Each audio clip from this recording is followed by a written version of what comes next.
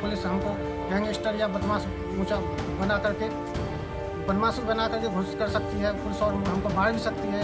इसलिए मैं डर की वजह से थाने बिल्कुल कभी नहीं जाऊंगा। अपने यदि कोई बात होती है अपने घरकों से भी क्या थाने मत जाना। सुना आपने इस शख्स को जिसे पुलिस से डर लगता है, वो पुलिस जो रक्षक है, वो पुलिस जिसके इकबाल के दावे किए जाते हैं। ये शख्स उसी से डरा है। वैसे ये डर यूं ही नहीं है, एक तरफा ही नहीं बल्कि जानलेवा भी है। जरा इन तस्वीरों को देखिए, इस हंगामे को देखिए। ओ लाला कोने में खड़े हो जाऊंगा, चल हम चलने चारों कोने बता, मैं रोक लूं तुझी में ना, चुप तो हो जा। अरे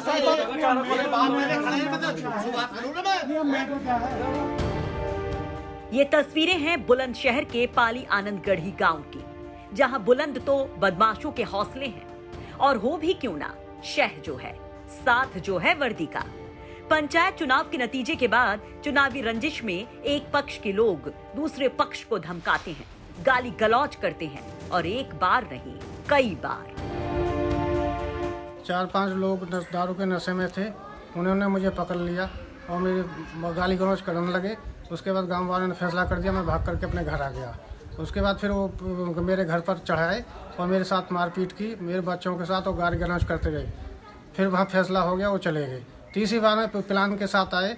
प्लान के साथ आने के साथ उन्होंने गाली गलौज की। कुछ लोग पीछे गली के कोने पर रुक गए और गांव वाले उन्हें समझा रहे थे। गांव वाले के समझाने से बाज नहीं आए, गांव वालों ने उन्हें पकड़ के बैठा लिया।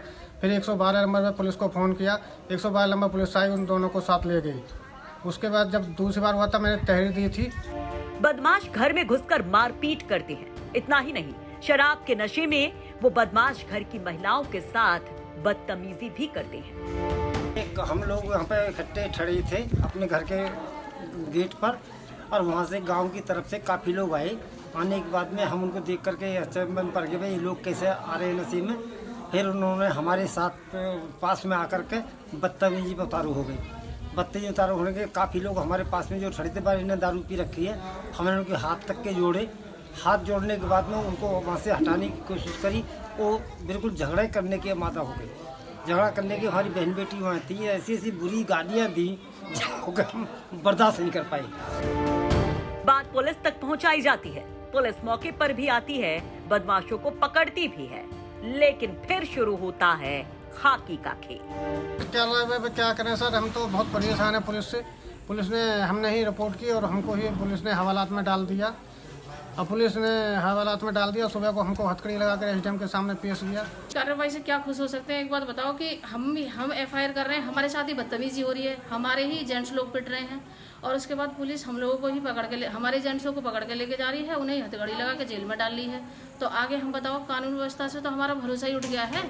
आगे अब वो लोग आके हमारे साथ फिर से मारपीट करते हैं या बदतमीजी करते हैं, तो हमारा तो कानून व्यवस्था से ये भरोसा उठ गया है कि बताओ, पुलिस वाले हमारा साथ देने की बजाय दूसरे लोगों का साथ दे रहे हैं।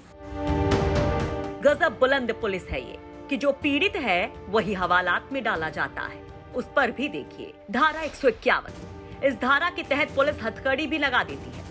पुलिस की इस मनमानी और शर्मनाक रवैये से परेशान विनोद अब कह रहे हैं कि इस खाकी पर एतबार ना करना, कुछ भी हो थाने ना जाना।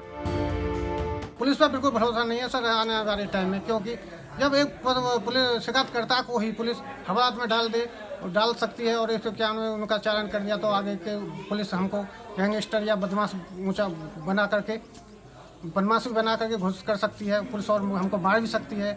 इसलिए मैं डर की वजह से थाने बिल्कुल कभी नहीं जाऊंगा। और अपने यदि कोई बात होती है अपने घरकों से भी कह दूंगा, थाने मत जाना। पुलिस प्रशासन बिल्कुल भ्रष्ट है। वाह रे पुलिस, वाह रे तेरा इंसाफ। वैसे धारा 151 हमेशा से पुलिस के हाथ का खिलौना रहा है, जिसे वो जब चाहे, जैसे चाहे, जिधर चाहे घुमा देती है।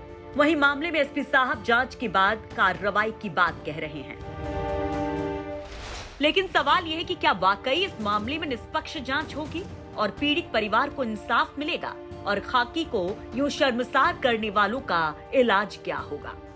यूपी तक के लिए बुलंदशहर से मुकुल शर्मा की रिपोर्ट।